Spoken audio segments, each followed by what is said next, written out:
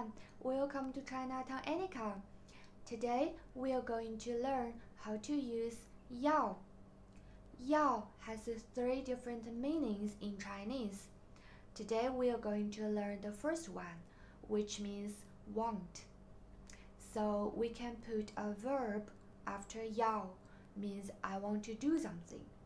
Or we can put a noun after yao, means I want something.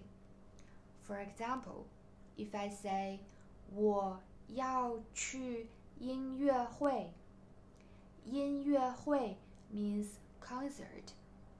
我要去音乐会 I want to go to concert. If I put a noun after it, the example is 我要一瓶啤酒，一瓶啤酒 means a bottle of beer. So 我要一瓶啤酒 I want a bottle of beer. Did you get it?